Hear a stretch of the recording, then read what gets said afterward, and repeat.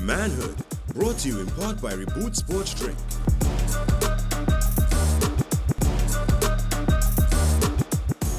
Welcome to another conversation on manhood. For those of you who are listening, viewing, however you decide to consume these valuable nuggets that these gentlemen bring. I hopefully just find a way to bring it. To facilitate. I like to think I bring a nugget or two to the table, but certainly I'm really happy to have this panel here with me. To my right, Johan Seyaudike, behavior change consultant.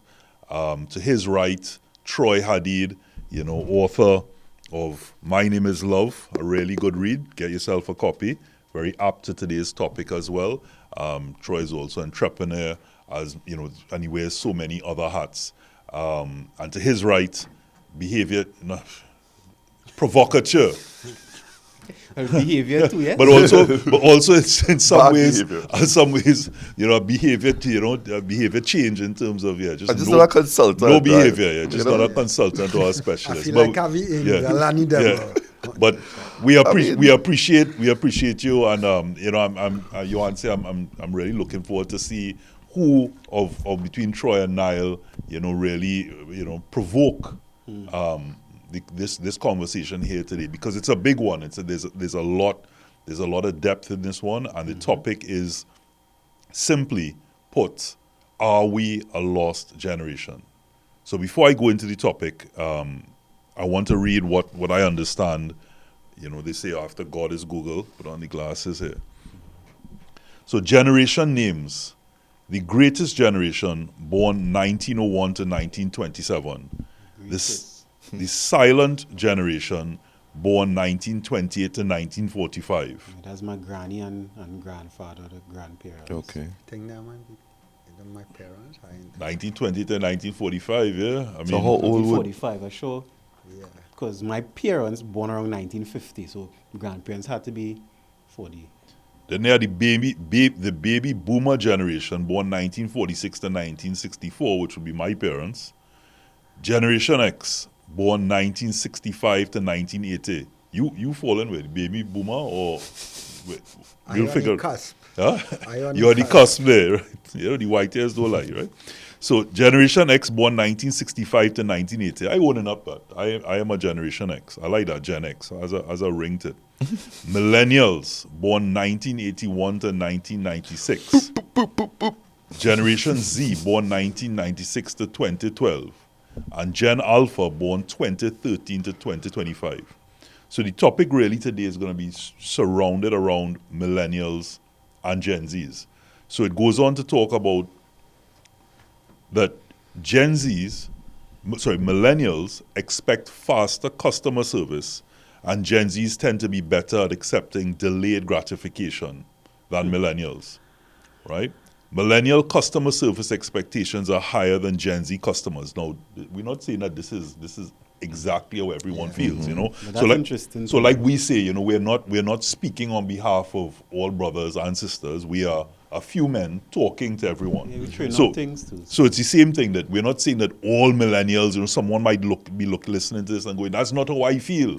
We're just, there's a survey, and we know a survey is only gets to certain people, right? But we're talking generally here. And if we look at, like someone call themselves, somebody else a narcissist, some people have traits. Mm-hmm. And in this case, I'm sure by the end of this discussion, you will find yourself having traits to what we're speaking about. And again, we're not coming down on anybody. We're here to have a discussion, to have to relate some sort of relatability.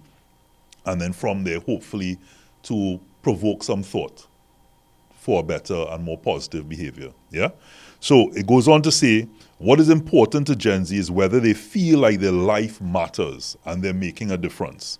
More so than, I'm going to work to make a ton of money and I want a big promotion, right? So this was the real interesting part for me with regards to Generation Z, is that they place less value on sex. So the number of partners doesn't matter. Before people always say, what's your number? Or how you want to sleep with so many people? I guess that's how you were raised, and all these different judgments and And for many reasons, I'm not knocking religion or STDs and all that. I'm just saying that the value on partners and sex is no longer, it's not seen as a thing. And my body is a temple, right? So that's. As in, they don't think that. They don't think. They don't think my body is a temple. It's not that they. I am assuming based on this, it's not like they don't care. It's just the value is not. That's not. If you look at Maslow's theory, their self-actualization, the top of the pyramid is not that.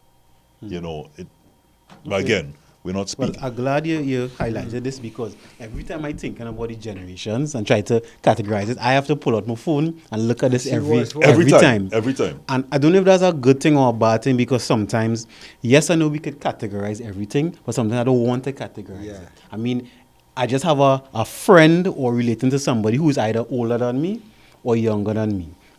And I say we always have this thing, humans, that we want to categorize everything and then based on the category, judge it.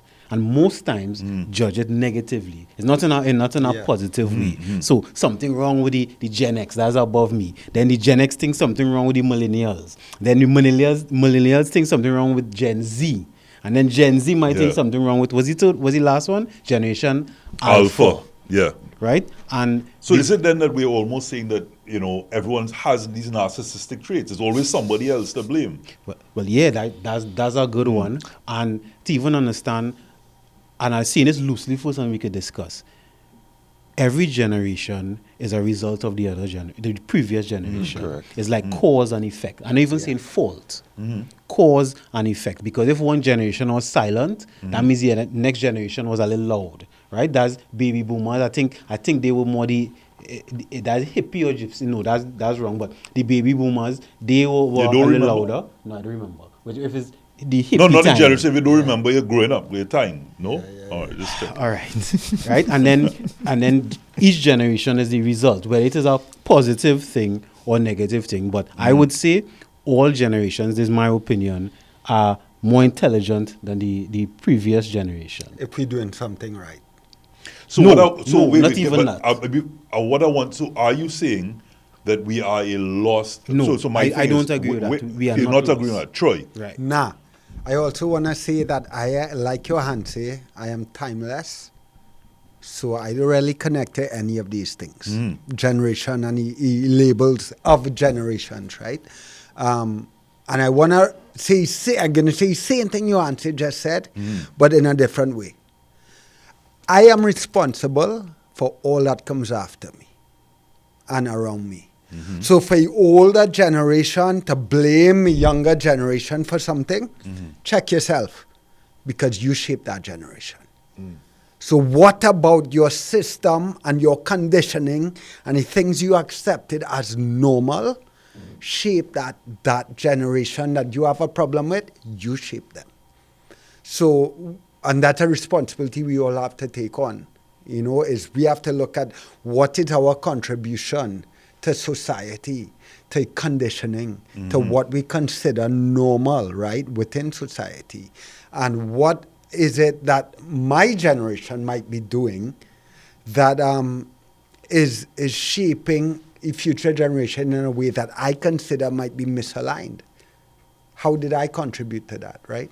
And so I wanted to, because I just wanted to. So if we're saying that, that point really resounded me. The fact that we are responsible, right? Whether it's in a negative way, for the positives and the negatives, we are responsible for that shaping. But now that we see that when we say are we a lost generation, there's a negative connotation to that. So people feel because of the levels of crime, the fact that there's no people have lost religion, as we mentioned about the sexual, or moralistic values. People are apathetic in a particular way to as we see the amount of crime that's happening and the way the killings are happening, the entitlements, all of these different things. We, as a generation and our generations can look and say, okay, well, we progressively in a negative and a positive way caused this now, right? As we talk about cause and effect. But is it that, someone could just say, okay, well, this generation could say, okay, well, you caused this, so then we just hold our hands up? Nah, well, I don't believe there's any blame anyway. I think we are in this together, and we are shaping this, and everything every one of us contribute shapes this. You know, and if we're talking about Trinidad, well, we have a serious cultural issue that needs to be addressed, a Facts. social issue that needs to be addressed. And not to take it right away, but in my lifetime, you're talking 4 decades, I don't believe our government and leaders have, and not to say they haven't intended to or they haven't tried, but they haven't been able to address it the way it needs to be addressed. And I think that private sector needs to get involved. We as individuals need to take up responsibility. And I also have resistance to the word lost, because I don't think we're lost, I think we're learning.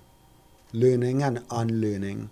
It's like, imagine the analogy, you want 6-pack abs, and you go to the gym, and your gym instructor killing you, and you feel like you're dying right there. Then that painful, right, but making you stronger. Mm-hmm.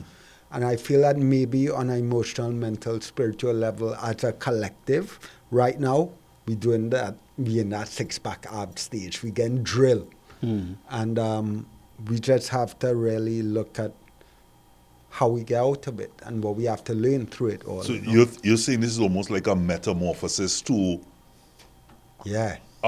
a better world, as opposed to people looking and saying, hey, we are killing this world and Well, killing well ourselves. Yeah, let me put it this way. Sorry, you want to. metamorphosis. You What will. choice do we have?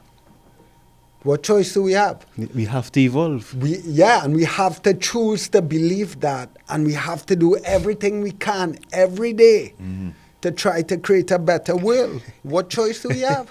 That's true. I think there's inevitability we're talking about as well, because at the end of the day, we all want to live in a better world. And inevitability, it's going to be that for whatever generation is in power at the time, right? Yeah. And I like what you said when you say about the unlearning, because like Troy, I have a problem with the word lost.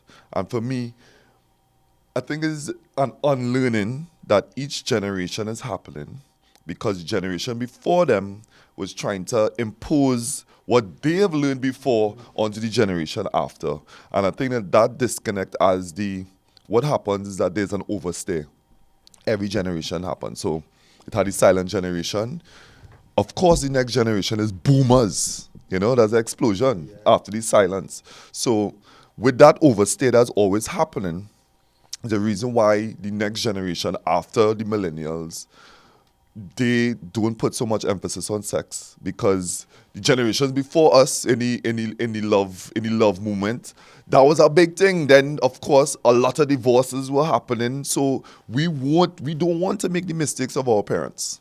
At least that's how I'm looking at it. This is why the overstay is happening. This is why we don't want to go into the workplace or the job place and work for 65 years and then retire and say, okay, now I could play. We don't want that. So again, back to, it's not lost, it's more an unlearning, and every generation don't like when their children don't listen to what they think is important. Exactly. And we have a- I'm hearing again, you know, there's a wow moment inside of here. I mean, I don't know if he intended to hit me with that wow, but overall, with everyone making their contributions. So I understand that we don't like the word lost, right? But the perception and the sort of headline right now, as we talk about what's happening in our country, right, is, are we lost? The behaviors that we're seeing, and I'm talking about, you know, whether it be the poorer communities where, you know, the expected the life expectancy is 25. You know, is it, you know, where we're going around in different class systems of this sense of entitlement that's caused, that there's a correlation between that and what we're seeing in some of the poorer communities. Because, you know, I remember a friend of mine writing an article on this to say that, are we helping, or are we trying to intervene in these communities to help because we want to help, or are we simply saying, hey, look, let me assist you so that you stay there and stay out of my area, right? And therefore, when you have that environment of people feeling oppressed or things that are unfair, they're going to retaliate. And over generations of that retaliate of unfairness. People now become somewhat feral, where they mightn't even understand where this comes from, but the behavior is learned or acquired over a period of time, and now you've reached an environment now where how do you control that, or how do you rid not of the person but of the behaviors that are causing this real negative impact on society, right? And you mentioned something there that I wonder if the topic today, when we say are we a lost generation, where we talked about a silent generation. Now the silent generation was named as a result of the saying that children should be seen and not heard. That was the way they were brought up. So it's almost like you are suppressing someone's emotion and they're somewhat oppressed as a result of it. Then comes after that the generation who's revolting, the baby boomers, who saying, well, you're not going to basically tell me what to do, right? And then there was a level of oppression again. And then there was the hippie movement, as we say, and then you come almost the Gen X, sort of in between riding the wave, which was a shorter period, into millennials now, where you came almost somewhat controlled again, now going into Gen X.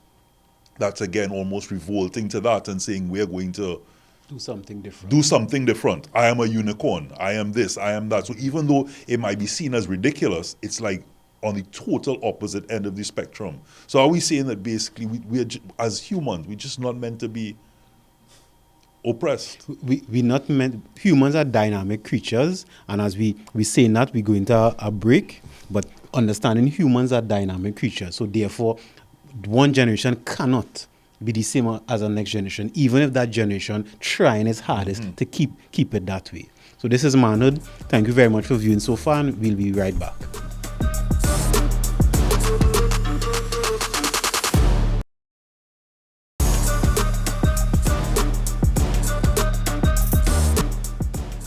Yeah, love. Welcome back from the break, and we're chatting about whether we are a lost generation or are we a free generation. Indeed. Yeah. So let me state up a little bit. If we was to assign some blame, right? Now we don't believe in the blame, but if you was to assign some blame, I will put some blame both on Generation X and baby boomers, because Generation X and baby boomers, especially I think Generation X, because it's my more immediate experience, they like things their way. They're still trying to hold on to leadership instead of relinquishing it to the other generations. And I say relinquish doesn't mean that we, because I'm in the younger generation, don't revere you as a leader because you put things in place for us. But your ideas outdated, right? And as we were talking outside in the break, that most ideas you're putting in place, you wouldn't even be alive for. So therefore, I mean, this could be in the ideal world, but we're not in the ideal world where collaboration is a thing. But once you're trying to hold on to something that no longer exists, you will get a fight. And you'll get a fight in some way. Because I think millennial, as my generation, our fight was more, we're just not doing anything. We ain't making no children, because I think our generation is generation with the least children.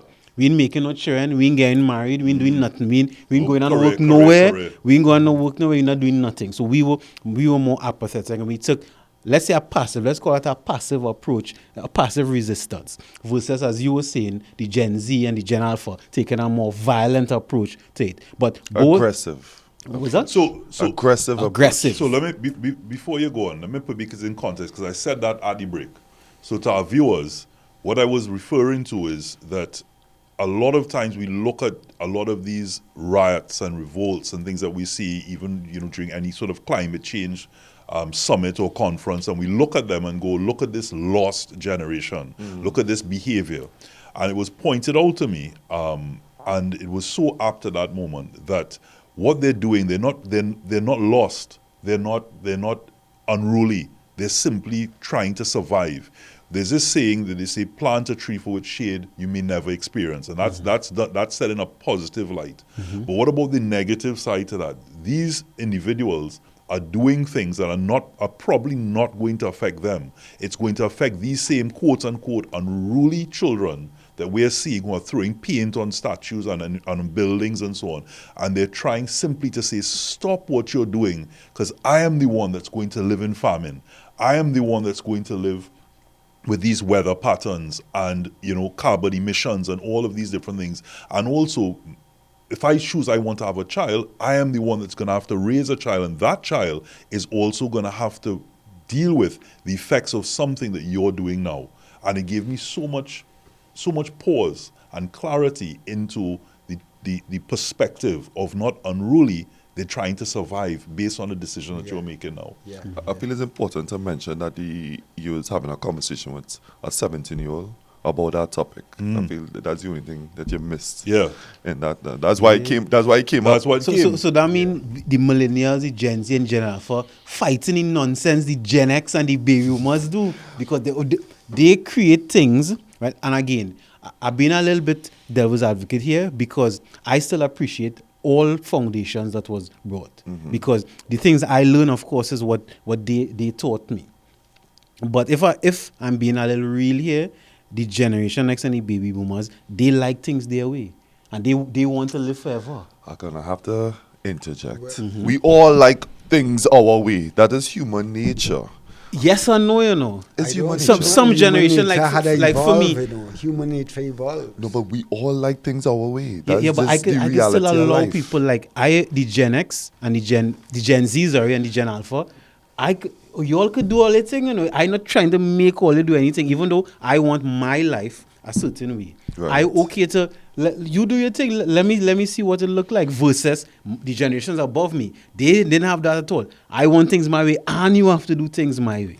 But we pointed out, and as I said, it's something you mentioned, Niall, where we spoke about the generations. And it was really apt again that when you spoke about the generation, we spoke about revolt, conforming. It's almost like, think of it as a line of survivability. You have the flat line, it goes boop, boop, flat line, boop, boop. You have to stabilize. So say, for example, you come from millennial, so the millennials were more like the stability, right? Now we're going into a generation that has to boop, boop, come out and tackle what we consider norm, because it's no longer normal. Yeah. Everything's evolving. And to evolve in that, we're now, because we don't see it as normal, we consider it abnormal, that behavior. And all it's doing is taking us to that next level, that next step. And then their generation after that might then plateau again, because they don't have to fight. They don't have to go out and hunt. And then after that, now things will change again. And Well, just to put in context, a stable line means dead to me, right? So Flat line. flat line. that's right? a flat It's- line, but I'm talking about. So I just this say a is heartbeat, yeah. actually a heartbeat of a nation or a world or or humanity. And can we move away from the blame? I actually think that blaming the generation above or below is the problem.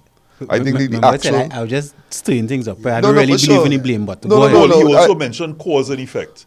And it's not so much the blame, because as much as blame is part of it, and that, we are narcissistic mentality where there are traits to that, because there is blame that needs to be apportioned, right? But there's also the good things also need to be brought to the fore as in cause and effect. The cause of the good and the bad of the next generation would have been as a result of the generations before them. The generation surviving before them. Yes, what this is. So, if you put in anything like blame, they are told to be accountability. And I can't hold a mirror up to anybody else unless I'm willing to be accountable for my contribution. Indeed. Because it's always my contribution, right?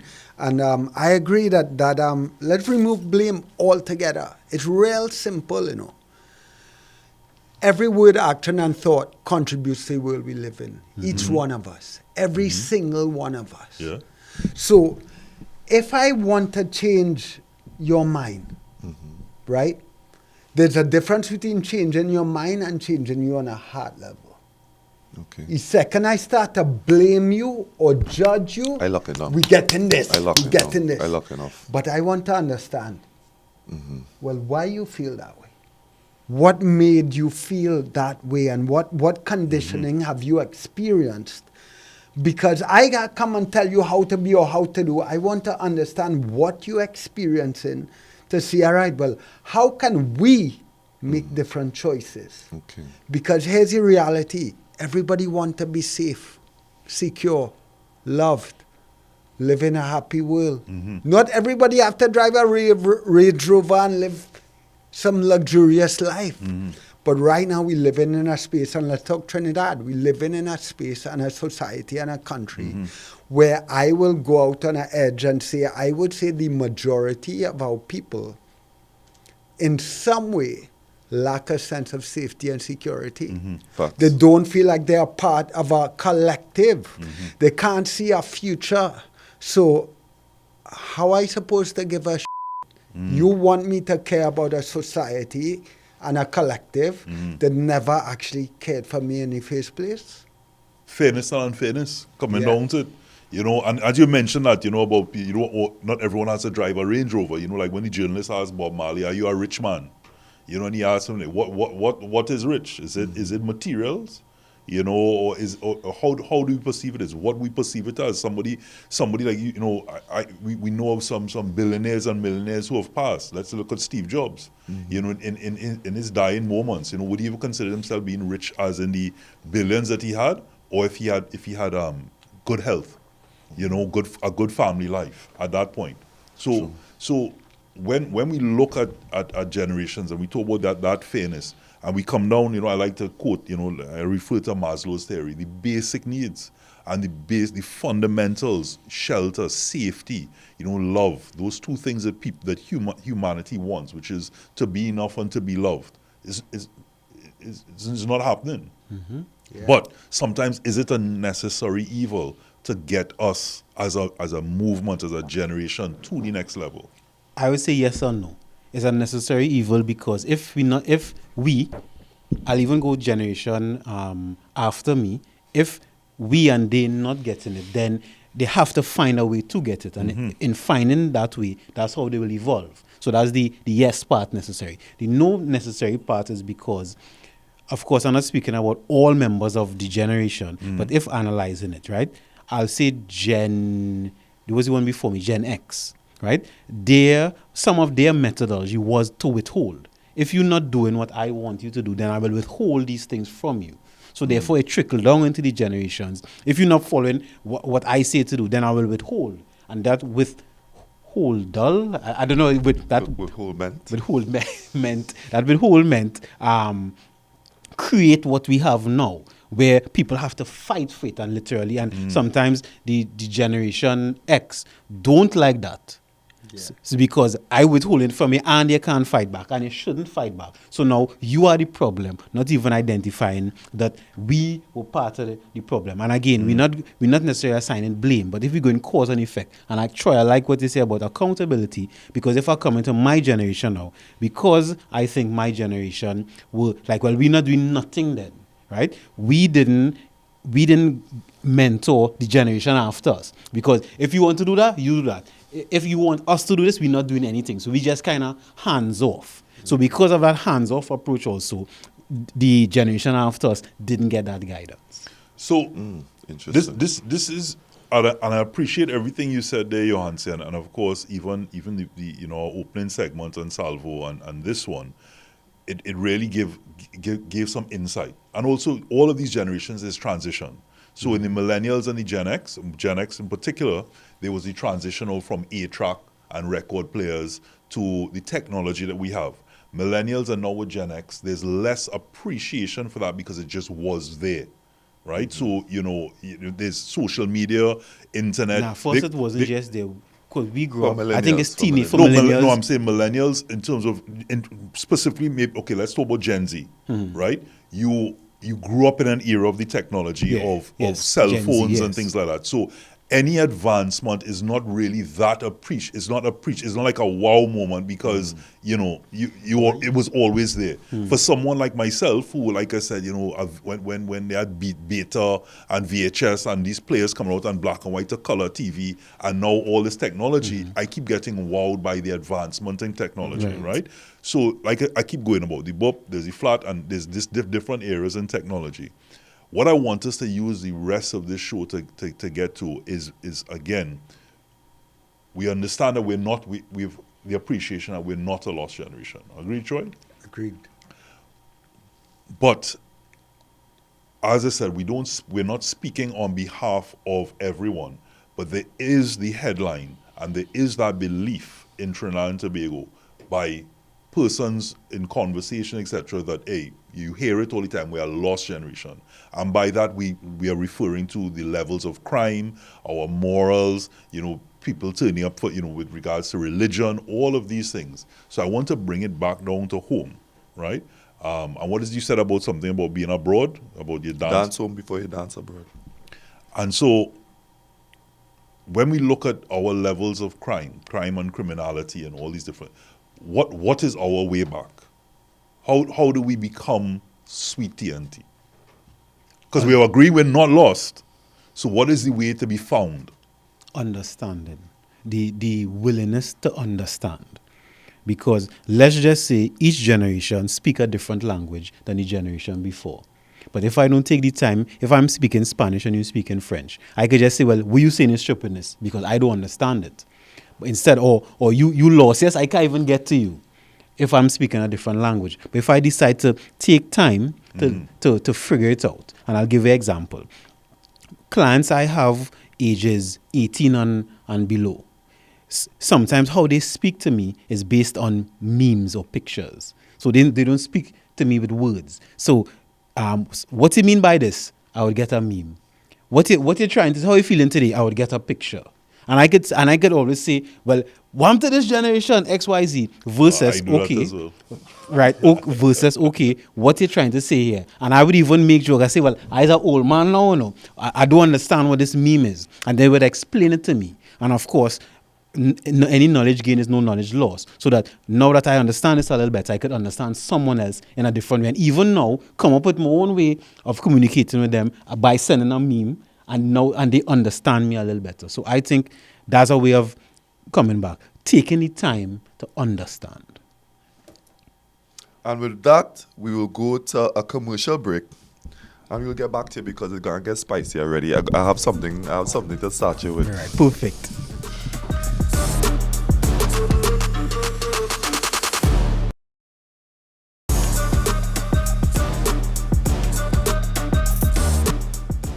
All right, and we're back from the break. As always, we have Robert, Johanse, and Troy here, and the topic today is the generation lost? I don't believe in using the term lost, but Robert, you said something, and I felt like I needed to bring up some topic, right? Speaking about the criminality and how to come back into bringing sweet TNT again. Mm-hmm. What you're talking about there is a generational trauma that's happening and have nothing to do with generation being lost or not. That is a societal issue. Mm-hmm. That's really the issue, right? Quick solve for me is the separation of an actual generation. So I think from the ages of 13 to 16, full curfew for 5 years. Cannot be outside. Full curfew. Listen. So Troy, go ahead. There's a point in the show that sometimes I do this box, right? And I say the views and expressions expressed here. What? If you're under the age and you're in school, you have a curfew. Because I realize that the again is a teaching, is an unlearning that has to happen. And you're going on a practicality. So let me take your point Go ahead. Let me get a smile there. Go ahead. Not at the Calibi house, you know. Mm-hmm. How about between 13 and 16, they had to go and live in the bush. Something called forest school. And they had to go back to what's important. I had a friend was just telling me they're working on this beautiful thing. But to get them back to what's important, get them away from the internet, from the devices. I think I need a year or something in the bush too, though. Yourself. I understand exactly where you're coming from. That. No, I for me, when I said curfew wasn't, you can't come out. Right. But you're not locking them up. But what I realize is that the information, because gangsters and bandits and bad boys not being born, they're being made. They're being taught how to be these things, right? And most of the times this teaching is happening is on the block, right? After school hours, between 2:30 or 3 o'clock to about 8 or 9 o'clock at night. That is literally the time that the age group between 13 and 16 are outside learning to become gunmen. That's the reality of it. That's how I break it down. If you break down or remove that block for 5 years, that is just from secondary school, the whole 5 years of secondary school, I think that you have a better chance of some sort of being able to unlearn what is being taught on the streets. Now, have them out still, but they have to have some kind of supervision. They have rail parks everywhere. If you're outside after school hours, you have to be accompanied by somebody, some parent. And if it is that it does not happen, the parents get locked up. All right. That's I my wanted practical. to continue on that point. And so what happens is you go to this forest school, or you are Extracurricular, some you form have of incarceration. On supervision, your side, supervision right? between those hours. Which I think Guidance. should be at a younger age, maybe from 10 to 16, right? Okay. But I'm saying that what then happens at some point, two things can happen, right? You're gonna, after you do that maybe one or two generations, then you don't have to rescue anybody at that point, because that generation will now be teaching the other generation anyway. So if you've rehabilitated one, by the second or third, you now just have a norm. But in order to do that, when they go back home and they go back into their dwellings, go back into their community, how are we changing that? Those circumstances of being impoverished, being unfairly treated, lack of jobs or lack of facilities, all of these different things, that also needs to be addressed. Totally and agree. in terms of fairness across the board, where you don't have percentages, or in terms of where you have environments of the rich and then you have the poor, and because we don't even really have a middle class anymore. So unless you start to address those things, what are they going back home to? Well, that's easy. The reality is, I look at it as you can't save everybody, right? You're just trying to save the generation after you. So until a new generation comes in power who does not have that trauma that they have experienced from the past, because the fact that it have nepotism, cronyism, and corruption currently with the generation above us, I'm not calling any names, It is alleged. I It can is pause alleged. you there for a moment. Of course you can. For the next generation not to have the trauma, that mean me and you, we are the heel. We are to I agree. We do. That is the only way. And we're also here, Troy, talking about the crime that confronts us and affects us mostly because of murders and rape and things like that. But what about other levels? What about blue collar? What about white collar? What about green? What about all these all these levels? You see, we millennials, we are the Avengers, point you know. We are the Avengers. We are the people to save everybody, save everybody. I hope you're not saying that biasly. No, I'm not saying that biasly, because I thought about it already. Even in my profession. So why but you not also doing it? seeing, who say you're not doing it? We doing it right now. Exactly. This That's what we conversation do. is Because No, not you particularly, Johansson. I'm talking about if you're saying that the generation Nah, is plenty the one people to do say- it. Plenty people doing it. Plenty people doing it passively and actively, because sometimes you even pulling away and you doing your own thing, and you let's call it passive resistance to the generation before that could inspire somebody to do something. And I'm saying that because we go the accountability part now. We have that responsibility, because we planting the seed again. We mightn't see the shade, enjoy the shade of it. And this is our own healing, because we are the heal from the X and the boomers, but we can't blame them, because the fact is we are adults now, so that And is they were our doing their best, responsibility. And Pardon? they do the They best. were doing their best. That was their conditioning Yes. from the generation So before. let me say Generation X, thank you very much for doing your best, right? Shaking your hand, I don't know why, but I'm Right? shaking your hand For because doing your best. And I'm just a good guy. And I would say that. I would say my parents, they did their best. My grandparents, they did their best with what they have. Just like how we should do our best with what we have. It mightn't be perfect, because we could always find a loophole somewhere. But if we go to our graves knowing that we do our best, which is to heal, which is also to stand up for what we believe in, because that's what every generation should do, you know. Stand up for what they believe in. Now, it may be contrary or even opposite to the generation before us. It may be even different to the society we live in. But we should, no, I'm not saying should in this case. We have to. I don't like telling people what they have to do, but we have to stand up for what we believe. So just to touch on your point or get clarity on your point, you're 45 and under, or 44 and under, right? So you're saying if you look at a life expectancy of say 80, in the next Now let me go with the Bible. 3 score and 10. 80. Not so? It's 3 score and 10? No, that's 70. 70. Okay, Yeah, so yeah. 70 years 70. old, 3 score and 10, right? So that is 70. So we talking about 44, like do the quick math there, that's 26 years. And 26 years from now, you're saying that basically the world is going to be saved. No, we can be saved if we do it. Well, yeah, but ifs, ands, and buts, and maybes is all we're hypothesizing here. But if you're saying to me that the millennium, you've just made a statement All right, that yes. your generation yes, is then, the one yes. to save. Yes, we go in and save it. So yes. that, therefore, if it's something that they understand at some point, that metamorphosis is going to happen, and the millennials are going to find a way and say enough is enough, stop the right? And the planet is going to be saved in 26 years. Yes, we go and save it in 26 years. Troy. Or at least set the tone for them to finish it off. For the Z and Alpha to finish it. My name is Love. Let me hear. Well, boy, I have so much to say. Go ahead. We Yeah, give you the have time enough to say it. time. We giving you the time to say But it. I I want had time, I had time. I want to put a pin in what Johansi just said. While I 100% agree with him, but there have two sides to most things, and it's important to look at both of them. And he said, stand up for what you believe in. And he's right. I would also say, question what you believe in. Because a lot of time, our sense of identity is our opinions and our belief systems. But where did that come from? Because for so much of us, our belief system is a conditioning.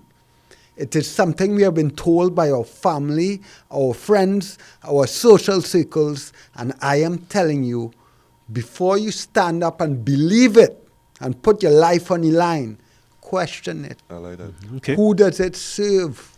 Who does it benefit? Where did it come from? And what impact does that have on the world around you? And it's important to question our own beliefs and all the aspects of our identity. That I is agree. actually where the So healing Troy is. said he put a pin in that, right? But you said you had a lot to say. We give you the time, you know. Okay, I have we a give, lot. I We have give a you the lot. time, and you have the fort wall there, you know. Talk, Right. talk. Yeah. So we listening established already. the We want question part. Need to question. So we holding on to that point. Right, hold on to that. The next one, we use any word save, right? That's good. Will we save the world? You know, there's a book called Sapiens. I don't know if you read it. I Yeah, think yeah. Yuval Marcus Garvey Harari. read it, Yeah, yeah. yeah. And I was listening to an interview, and he said something very profound. He said it is essential for us to acknowledge that we are not separate from nature. We are part of nature. Man is not separate from nature, right? Anything that is possible is natural. And within nature, because something is possible, it doesn't mean that all things in nature are life-giving. Some of them are life-taking because it's part of the cycle of life. So I am curious, when we say save, what are we speaking to? Because I'm not a scientist or an evolutionist. Correct me if I'm wrong. There will be a point in time when human species no longer exist in some form. Because for me, yeah, I'm in physical form now, but this is who I am. I come from spirit. I'm going to return to spirit. We all going to return to spirit. So what are we talking about when we say save? So is it save? Are we talking save then in this known incarnation, or are we talking save as? Are we referring to creating a peaceful, loving, harmonious world? If that's what we're talking about, save, Well, Nah, let, you let, know- let the man who made the statement, Yeah. the millennials are. Thinking about it now, save to me is, I'll go first with it. Save yourself. When I say save yourself, not from a selfish point of view, because one of you all said heal. We need to heal from it. That healing is saving yourself. So let's go with Michael Jackson. Michael Jackson say, look at the man in the mirror first.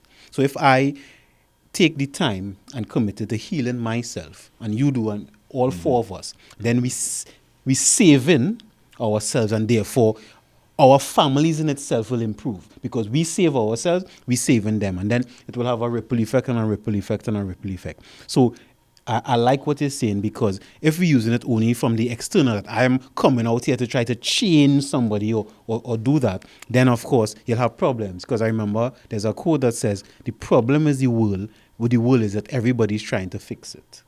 Right? And everybody have their ideals. So instead of, and so I clarify now what save is. Save means that we heal ourselves. So even standing up for what you believe in, that's you being honest, you not suppressing yourself, you being open and honest, and that in itself could be healing. Because if I think 1 and 1 is 3, right, I should be able to say that out loud, and next thing I'm wrong. That's also healing, because now I'm not in a delusion. Now I put it open someone else's eye. So I go in, my save is saving yourself, not from a selfish point of view, the healing, and then that will be a ripple effect. So we're gonna have a little extension on this particular manhood, just because I still feel that the discussion here is very rich.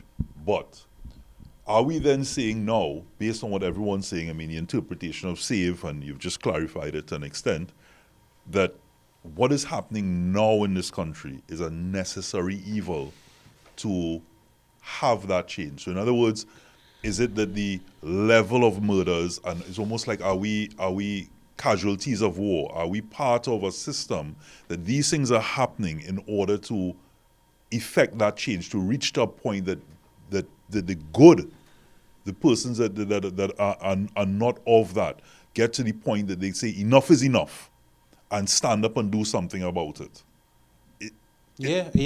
I think so, because is a consequence of something that happened in the past, right? Crime in this country didn't just happen like that, right? So we're going cause and effect. This is the effect. And if the effect happens so much, eventually somebody will say, I can't take this anymore. We will say we can't take this anymore, and do our path.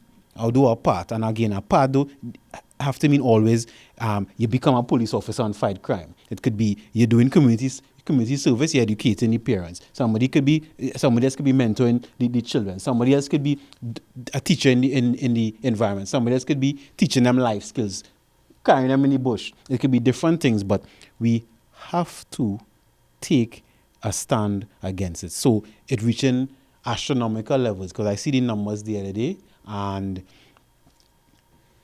is overwhelming. So we have to do something. So we haven't reached that threshold as yet, because even though we're still in the passive environment. We're still in a passive environment where like you said, people might be effecting certain bits of change that is enough to, I always remember, even with, not to make it political or anything, where, we were, certain things are happening in the country, and the feeling is we like it so, right? And we didn't revolt when certain things were done, so it happened again and again and again. And Trini's, rum and party, carnival comes along, different things happen, and we just move on with life. Easier to ignore problems. And we ignore problems, but we also try to decide, listen, that's not my problem, that's not affecting me right now, or I am good in my area, and what I could do is I could just ban up in terms of put my walls up, and in my particular environment, I could just secure it to make sure what happening out there doesn't affect me. Which comes back to the point that I'm saying, that are we then helping out in other communities to protect our own, just to say, don't come in my environment. And then what we do is we leave the environment, we leave people out there starving as a result of that. So I'm saying, what is it then going to take to reach that pressure cooker level? If we're saying that in this 26 years, that eventually it could come back to what we understand as sweet TNT, or the world in a particular, if it's through the millennials as we discussed, what is it going to take to start that movement, and I use the word movement, to get us there? I pray that we don't have to reach that threshold. Because for anyone listening, the threshold that I think you're referring to is a civil war threshold. No, absolutely not. Let's go again. No.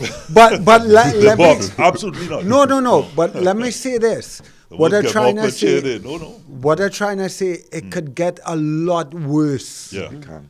Before it gets better. And we don't want it to get that worse. It doesn't have to get that worse if we wake up now, right? It doesn't have to get that bad.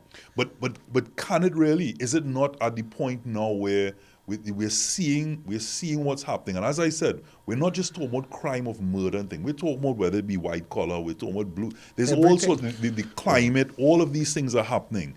And we're at a level, on different levels, whether you wear a shirt and tie or whether or not you're wearing your pants down, right? There's different levels. It's all down to apathy. Right. For something, or behavior, or a moral compass, or there's a breakdown in the fabric of our society, Yeah, or like that. what we understood, There's a right? breakdown in the fabric. So I am saying that what is it then going to take that you come out of your shell of, hey, this is not affecting me. So that's something that has to come in your garden specifically. And that doesn't necessarily mean a gangster or criminal. What for a collective to now bond and say, we see it in these movies all the time where there's an alien invasion. So humanity then comes together for survivability. It's not like I really still care about you, but in terms of I know I have to band with you, better as brothers. You understand? Better as if what's he saying? If you want to go fast, go alone. If you want to go far, go together, right? So therefore you understand that. So it is still, I understand that if I come together with you, I could accomplish this. So I'm still thinking about me. Yeah. Where is it? Do we believe that we're going to come to a point that is not going to be me trying to just survive, but to understand that I want to be good. Yes. If that makes sense. That time coming, you want to go? I just wanted to just go in with a lot of the issues that we have on mental health problems in Trinidad that we don't pay attention to a lot of the times, right? We have serial killers running around Trinidad like it's normal, and we're not treating it like these are mental health issues that we should be addressing, especially in schools. They're supposed to have a Johanse in every school, from primary school all the way up. We're supposed to be teaching the kids how to express their feelings about this is what it's supposed to have, like you say, a Johanse actually for every year of every school. Well, Not even for the whole school. And the teaching of being able to speak, because men in particular don't talk about their problems at all to nobody. We could be having a medical issue, and I wouldn't even tell my gal. So we're coming back full circle to where we talk about the silent generation, which was born out of the fact that children should be seen and not heard, to now almost still believing that you shouldn't say anything. And it might be a child, but it might be a CEO, it might be that child is now a CEO. Somebody saying, hey, you if in a job environment, don't stand up and say nothing. Just do what you're told. So you could be even being in that environment as an adult, and you are now in your mind going, I'm not taking that. And especially with the advent of social media, where there's all all these movements, more and more and more. So you revolt, or you react, or you behave as a result of that in a certain way. So it's almost like we're coming full circle, but in this time where they didn't know any better, they didn't know about with social media, they didn't know about all these that they could. They could be part of a movement. Now they know they can. So hence you have all of these, movements all over the world, and all these names that are attached to it, that we talk about on a regular basis. But as I said, we could go on talking about this. Because in this conversation, sometimes in the ramblings, it's also because we are being enlightened ourselves, sitting down here, with whatever thought might have been or position I might have taken at the start. Hearing each and every one of you is now giving me a lot more pause as to I'm still not sure where I stand on it, but I'm certainly a lot more educated as a result of it. So I would like to, I don't know who wants to go first. Just what you took away from the show, and your final thoughts. Well, I feel we keep trying to get back to country, what do we do now? What do we do now? And we keep getting a little sidetracked, which is normal. But I want to answer that question. And I am not an economist. I am not a politician. I do not know the ins and outs of the system and what is happening. What I do know is, and this is not government bashing, this is not political, but for my lifetime, I have not seen much work in this country. And whatever we are doing systemically, politically, it is not working. It is very clear it is not working. So I would like to say to our politicians and our government and those in decision-making positions, I appreciate your intention, your efforts, but we have to start doing things differently, because we repeat any same thing, any same system that was created and shaped 100 years ago, that was given to us by an oppressor, if you want to say that, originally, right? Mm-hmm. We need to start to do things differently if we want things to change, but we're doing the same thing over and over and over. And I would also like to add that one thing that came up when you were speaking is, as an individual, my individual identity, even if I extend my identity to my family or my close circle of friends, there's one certainty, that is death.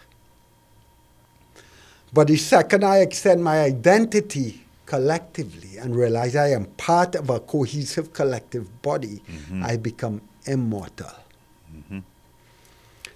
And the last thing I would say is, if someone is in a position where they lack safety and security, their basic needs are not met, it is hard for them to see a future, it is hard for them to save money, to create a life where they feel like they're thriving. Mm-hmm. It is hard for that individual. I wouldn't say impossible, it's been done over and over and over. But we can't expect an individual in that position to create the change that needs to happen. It is the people who are in positions living lives which are somewhat comfortable, their basic needs are met, they are educated. We have to step out of our bubble and start to care mm-hmm. about what is outside of that. Because I think a lot of the change in this country, after living in it for 40 years, has to come from private sector. I no longer right now, with regards to our government and the decisions being made, I cannot say I have much faith in them. So for me, that's where it had to come from, a people.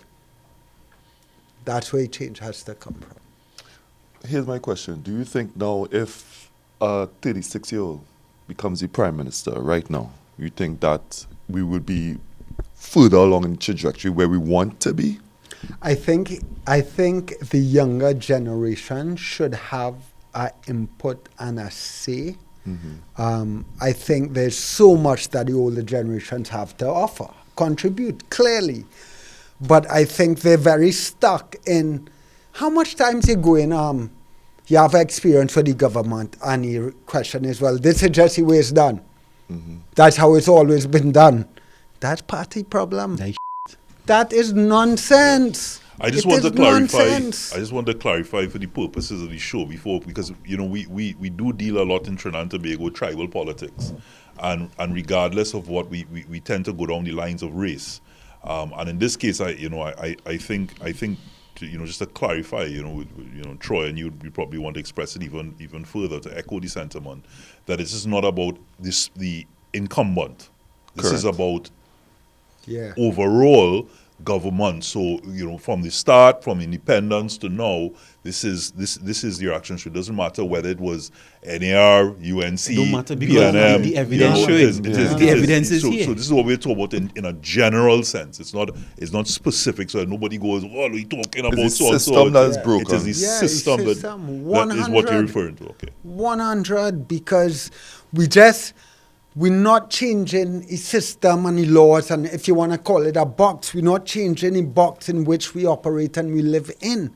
And nobody's questioning how it has always been. There are people coming into, and this is how it is. Well, enough of that. Can't be like that no more. It's not working. It is not working. And it's evident. It's evident. Anybody who's paying attention, if you look outside your bubble, rather than telling somebody how they should change, what their experience of life should be, let's go and have a conversation about what their experience of life actually is. So what we're saying here, because I think just in this initial conversations where we'd have to close because of time, but just to really get clarity and just some quick thoughts from everyone, is it that everyone is waiting on the next person? Everyone's waiting on somebody else to make that particular move. And if that's the case, how comfortable are we to be able to stay to wait for that next person to make that next move? Because if you on hot pitch, you're not waiting on somebody to come and say, hey, move. You jump in. The pitch hot. Yeah. So is it that the pitch not hot enough under our feet to say something, to do something? And that's by no means, we're not talking about violence here. We're talking about using that one vote, that voice, to stand up and make a difference. And this doesn't mean stand up against a government or stand up against a CEO. It is in your own behaviors. You're right. The pitch is not hot enough because no matter what's going on around people, I think, I use in Trinidad and Tobago, once you're getting your basic needs met, because even though we have poverty in the country, right, some people in poverty still having the basic needs met, meaning they have some sort of shelter. It mightn't be the best. They have some sort of nourishment still, right? It mightn't be the best, and they're still protected, quote unquote, in some way. So once enough people still getting that, and then I'll add the drugs of Trinidad. You're still getting to play mass, you're still getting to do juve, you're still getting to go party, you're still getting to drink, you're still getting to go to the casino, you're still getting to do all those things. Once you have all those things, then you could stand up on the pitch now, you're getting burned, right? But you have all the other things to distract you. So I don't think it's a matter of the pitch getting too hot, because we have a lot of people, even behind the scenes, doing things to improve the country. What I think it is whenever it reaches a state where people's basic needs are now not being met or either being taken away, then we'll have some sort of revolution. To the level that you're willing to accept. Because if I start off here and things keep happening to me along the way, right? But I'm still willing to say, but I'm still cool. And I'm still cool. And I might not have all this food here, but I'm still good with this. And I'm good to eat with that. And I'm good with the little party. I might get as much party, but I'm good with these two parties. And you're still good you're still able to tolerate what you're getting until the point that you now say, I have no food. And then I could say, okay, well, I could go 2-3 days without food. And then after them 2-3 days without food now, you start to starve.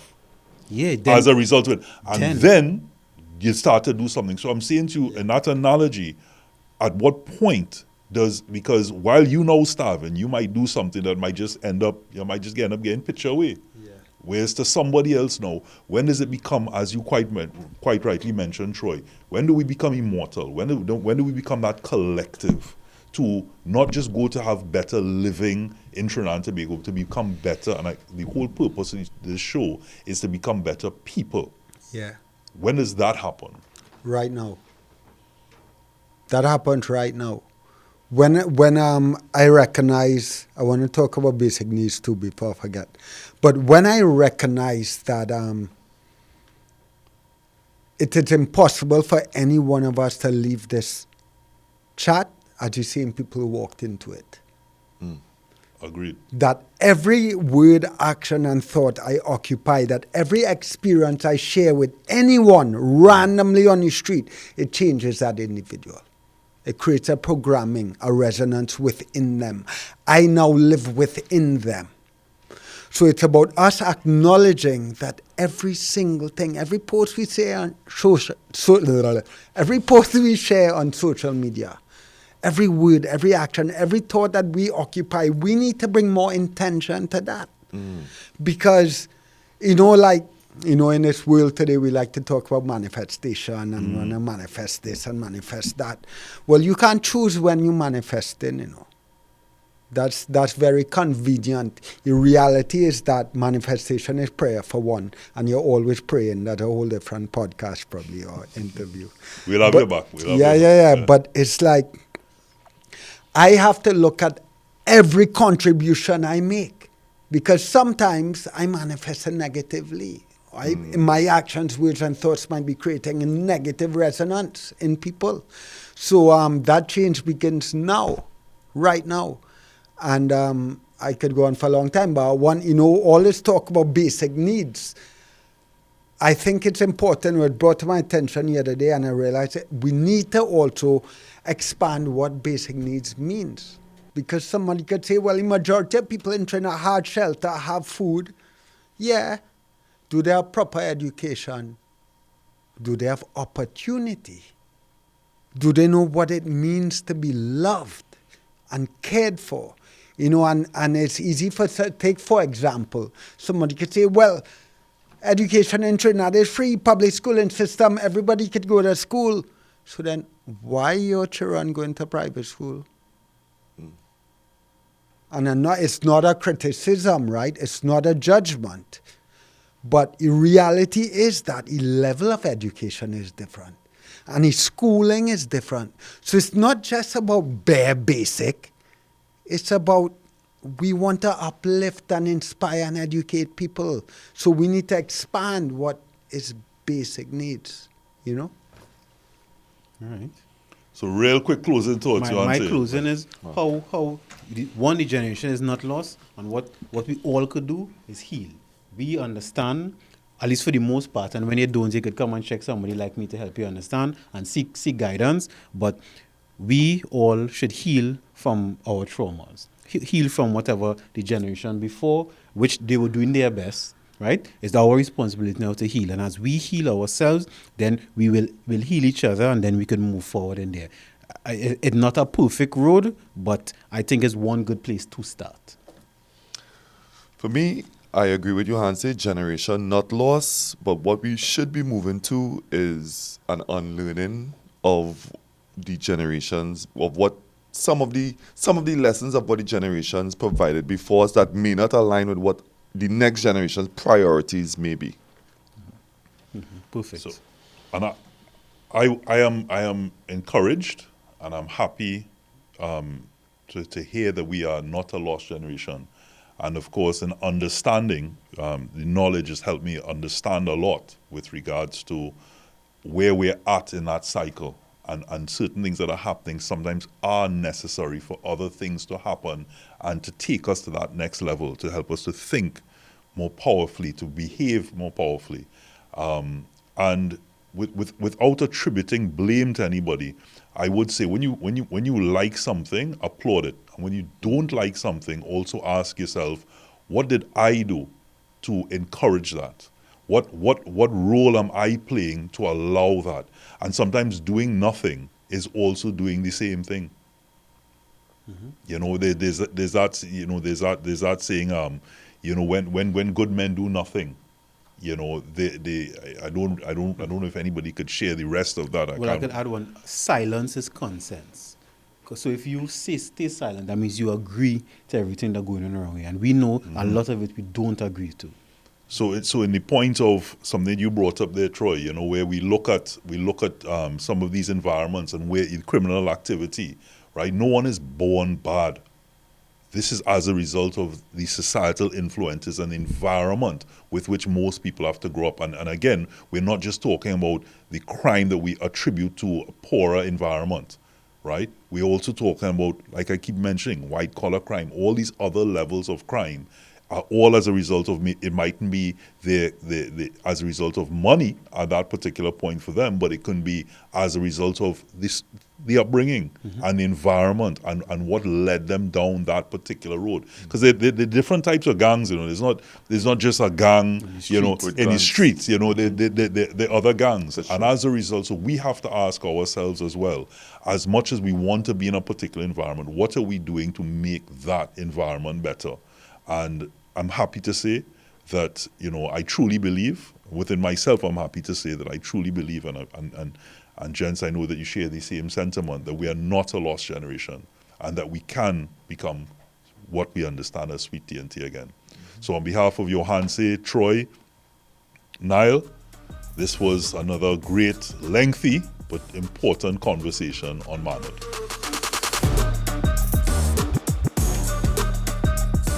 Manhood, brought to you in part by Reboot Sports Drink.